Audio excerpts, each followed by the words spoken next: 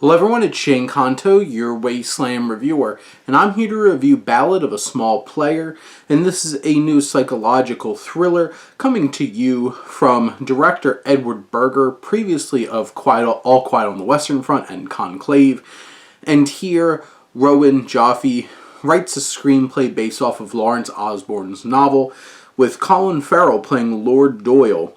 When his past and his debts start to catch up to him, a high-stakes gambler laying low in Macau encounters a kindred spirit who just might hold the key to his salvation.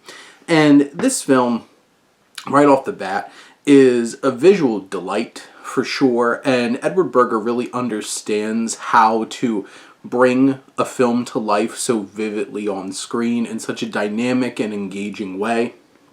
And this film is vibrant with its colors, its neon-infused visuals throughout the city of Macau, and just all the dynamic camera work that's going on. And cinematographer James Friend certainly leans heavily into Dutch angles and twisting camera angles and tilts and all different types of things to put you in this distorted sense of reality, uncomfortable close-ups, and all of these things that just create such an engrossing and interesting looking film and cinematic experience. Maybe a little too bold for some, but it's this type of thing that you appreciate watching if you're watching a film and the filmmakers have some fun crafting what you're watching. It makes it interesting. And then you have Volker Bertelmann's score, which is big, it's boisterous, it's bombastic. It matches this big high roller life that Doyle is trying to lead while having all this stress and overwhelming emotions that are just washing over him. And you feel all of that as it comes in and hits him. And the score is really effective in helping craft this big emotional experience. Now, I do feel like tonally and pacing wise, there's some inconsistencies. There's some clunky elements to this film. This film loses its way and gets way too repetitive at times and takes too long to start adding interesting and, unexpected twists and turns to its story.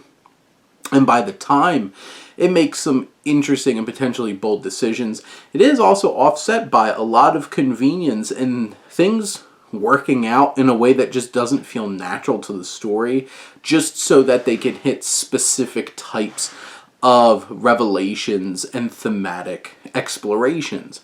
And it gets a little too convoluted and messy for its own good as it's trying to resolve itself in the end. And tonally, there's certainly some very dark elements, brutal, bloody elements here, but there's also this silliness and even just this sequence that happens over the credits, which I actually loved. I thought was a crazy choice to include in the film, but it still feels so out of left field. And this film certainly captures this manic, strange, offbeat energy from its central performer, Colin Farrell, who just brings that to the table in such an organic and authentic way to the story. The layers of emotion that he has, the paranoia that he begins to experience as the film goes on. Tilda Swinton has a nice, rock-solid supporting turn. Fala Chen, who plays this kindred spirit of Farrell's character, they have great chemistry, and I loved when they're on screen together.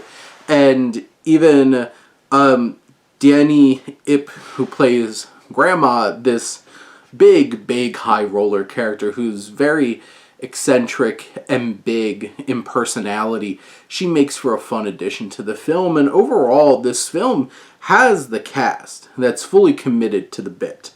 And even Alex Jennings, who plays a smaller part in it, popping in and out.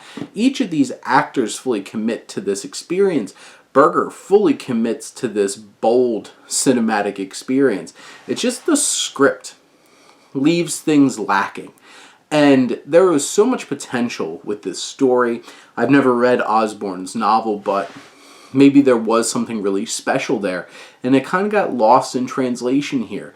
But it's still an interesting and dynamic cinematic experience with a strong cast at least, and some great technical elements that at least is enough to whet your appetite as a cinephile watching this film. I don't know how well this will speak to casual audiences, but it certainly has enough flair there to scratch that artistic itch for sure. But those are my thoughts on Ballad of a Small Player. Let me know what you think and let's talk some movies. But thank you as always for tuning in and supporting your Wasteland reviewer.